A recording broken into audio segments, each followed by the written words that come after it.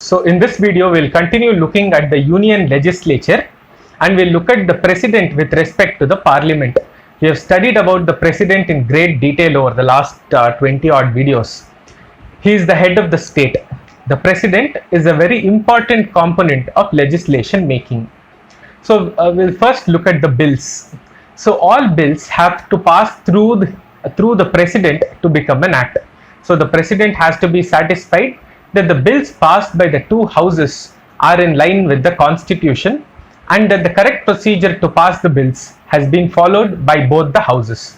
So all the bills passes through both the houses of the parliament and then through the president, and the president should be satisfied that the correct procedure to pass the bills has been followed by both the houses and that the bill is in line with the constitution. An ordinary bill requires the assent of the president to become an act. In case of a money bill, we have already seen that it has to happen before the bill is introduced in the parliament. So money bills require the previous assent of the president to be introduced in the parliament. Later, the money bill comes to the president for final assent as well, and he generally gives his assent to money bills.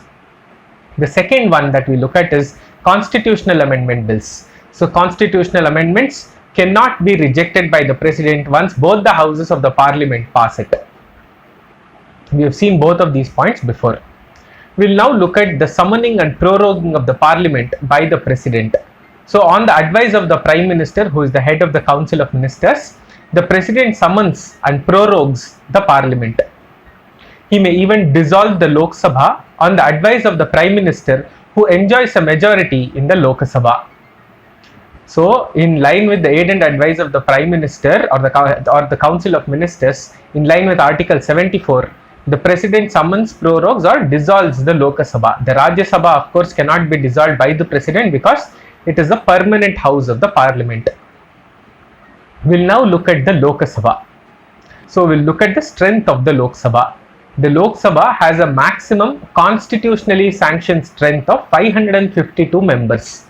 Of this, 550 members are directly elected by the people and 2 are nominated by the president from the Anglo-Indian community. It is up to the president whether or not he wants to nominate them. So out of the 550 strength of elected members, 530 members are elected from the states and 20 are elected from the union territories.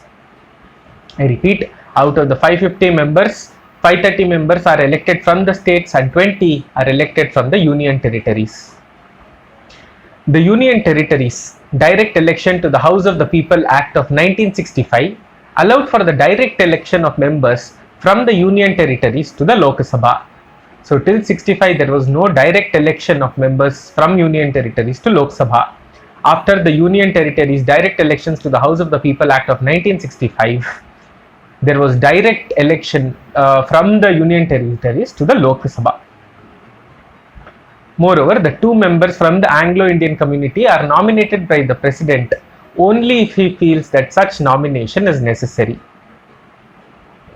Under the current laws, the strength of the Lok Sabha is 545. This includes the 2 seats reserved for the members of the Anglo-Indian community.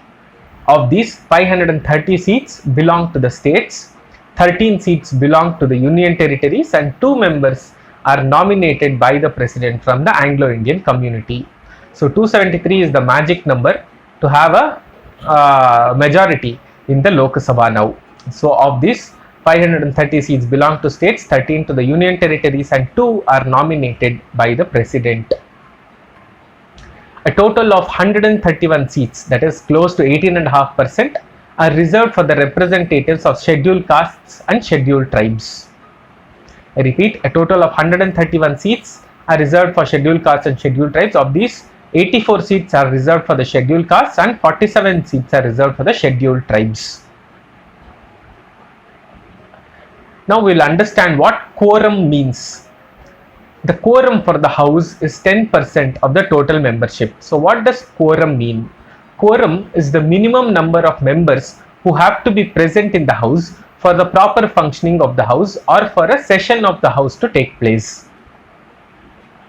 So the quorum is the minimum number of members that need to be present for a session of the Lok Sabha to take place. The quorum is 10%. That means there has to be a minimum of 55 members for the Lok Sabha to hold a session. Now we'll just look at the elections. Members of the Lok Sabha are elected on the principle of universal adult suffrage and the first past the post system to represent their respective constituencies. We know that Lok Sabha members are directly elected by the people through universal adult suffrage. It follows a first past the post system. We have already seen what first past the post system means in the previous video. So members of the Lok Sabha are elected directly by the people through a first past the post system. Each state is divided into a certain number of constituencies based on the population. So it is the delimitation commission that divides India, or that divides all the states into constituencies based on population. So now we answered the question, who can vote in the general elections to the Lok Sabha? This is a very normal question and we'll look at it. So every citizen of India who is over the age of 18 years, irrespective of gender, caste, religion or race, who is otherwise not disqualified, is eligible to vote in the general elections. So any citizen over the age of 18 is eligible to vote in the elections to the Lok Sabha. Earlier the voting age was 21. It was reduced to 18 through the 1988 Constitutional Amendment Act, that is through the 61st Constitutional Amendment Act of 1988. So the age was reduced from 21 to 18 through the 61st Constitutional Amendment Act of 1988. We will continue looking at the Lok Sabha in the next video as well. This concludes this video. Thank you.